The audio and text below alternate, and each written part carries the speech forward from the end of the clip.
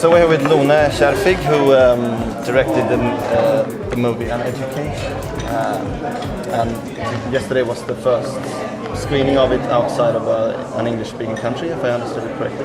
Yes, so there was one at the Berlin Film Festival, but up until now it's been released in Britain, Australia, Canada and America. Wow, okay. New Zealand as well.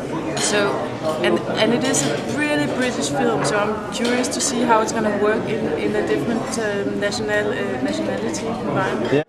I'm hoping that people laugh at the right places, because it's, a lot of the jokes are very specific, especially Alfred Molina his character he almost is England. That's my second question actually. You mentioned yesterday the movie was ultra English, you used that expression. Is that what you mean? Is Molina an example of ultra English in the movie? Or is it anything Jenny else as well. Jenny is 16 in 61 and she is coming of age the way London was coming of age. She is longing for a future that she can't yet describe, and that is what happened to both her and England. The girl who played Jenny, what's her name? Carey Mulligan, was it? Yeah. She was just amazing. She Carey, was really, she is a huge talent. This time she has a chance to show her wide range and her absolutely beautiful poise and great voice. She really is someone I think you're going to see much more. Yeah, so do I. I hope, anyway. Do you think it's easier for you as a non-English person to go to Britain and see the things you mean are very British? It might make you less afraid of being banal because you don't know what the clichés are. And there's a self-irony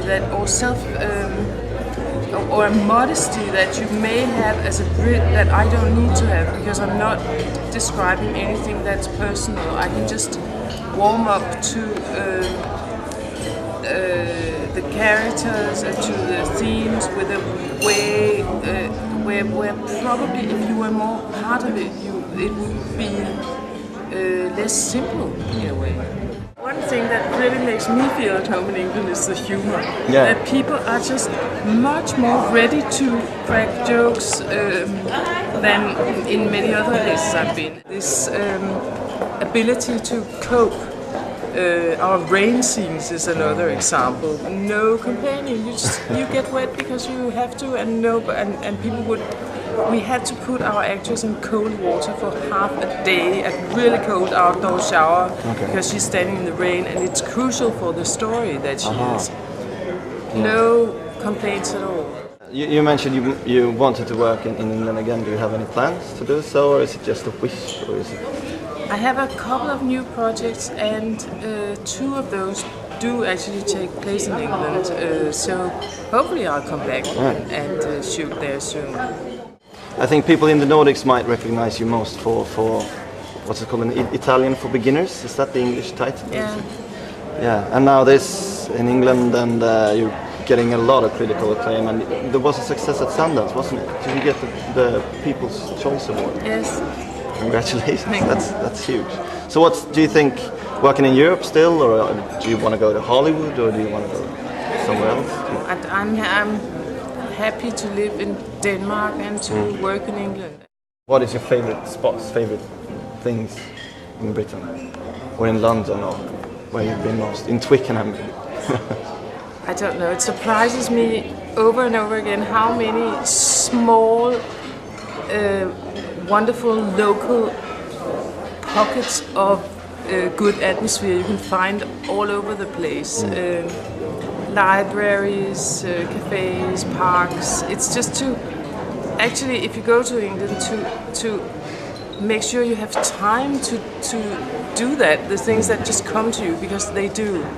And also I saw a fantastic book about all the secret places you can swim in England. There are so many places, and as a Scandinavian, you're not afraid of cold water. No. So there are waterfalls, lakes, beaches, obviously, public, interesting architecture, swimming pools, and it's packed all of England. So one day I'm going to get in the car and go on a, swimming safari. Swimming safari in Britain. That's a new one, I think. And I think as a Scandinavian, it's something you actually can do and be fine. Fantastic.